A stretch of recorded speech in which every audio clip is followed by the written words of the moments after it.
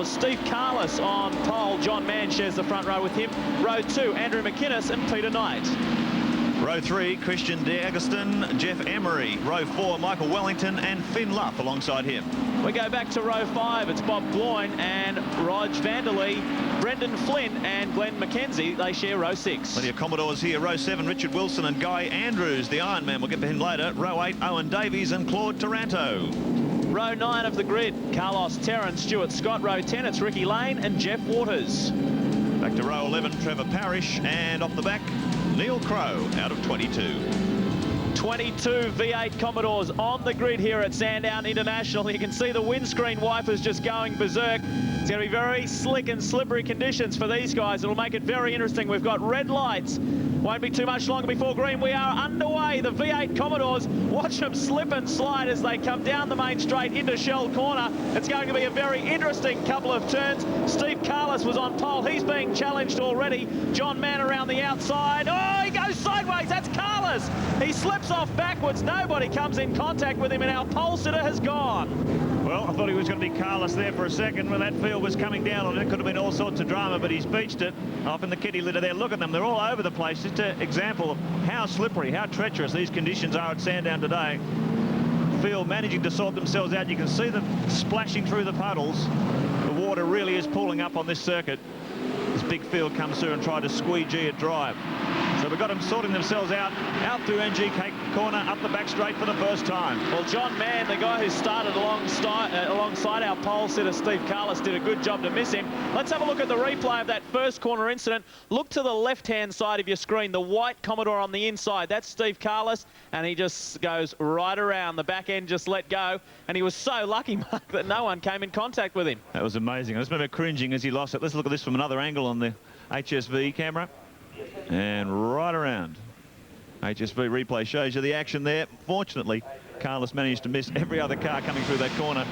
So they're very, very lucky on that opening lap. The other drivers did a terrific job. We have just got a runaway leader. It's car number 11. It's Andrew McInnes. He's lost it as well. Yeah, hang on to it, Andrew. Locked his brakes turning into the corner there. It was a pretty wild ride. Tried to hold it, but the car flung back the other way. And he went right off on the grass. Very, very tricky conditions. The other guys are doing a tremendous job just to avoid contact. They're doing a brilliant job. McInnes is back and running now, and we'll pick up our race leader when he comes into view, when the number comes into view. It's a little bit hard to see at the moment. Looks like 48 from here. Jeff Emery it is who leads the way on lap 1. A very entertaining first lap. So they've got quite a few more laps left to run in this one at Sandown International. Let's hope there's not as much carnage. Emery's having troubles pulling this Commodore up. He does a great job on the brakes. It was squirming coming into Shell Corner, but he got around, no worries. Have a look at this replay. This is Carless. Last time around, might remember he spun on that opening lap, first corner, and he's got into all sorts of trouble in that same turn. Fortunately, he managed to keep it out of the kitty litter and out of everyone else's way. Went one way and then the other, then it just turned around on him. They're battling. We saw Andrew McInnes back on the track. He was our second casualty. His guy Andrews, car number 15, currently 7th. That's a terrific job.